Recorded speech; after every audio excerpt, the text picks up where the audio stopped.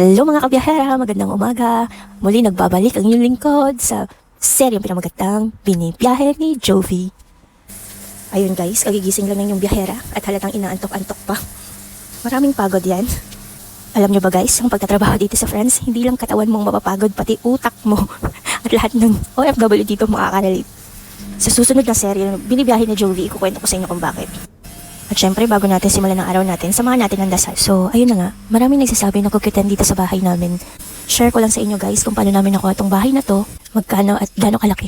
Alam nyo ba mga kabiyahera, bago namin nakuha to, na-experience muna naming makitira, ampunan ng mga kaibigan namin dito sa France habang nagsisimula pa lang kami.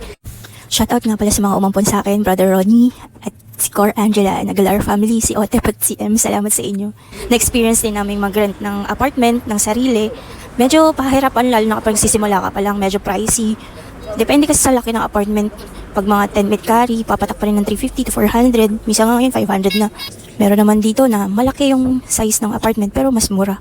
Depende kasi kung gaano katagal na nakatira doon yung naninirahan or depende rin kung gaano kalakas yung backer mo na nagpasok sa'yo sa apartment na yun. So, ayun na nga, yung bahay namin is 22 feet carry.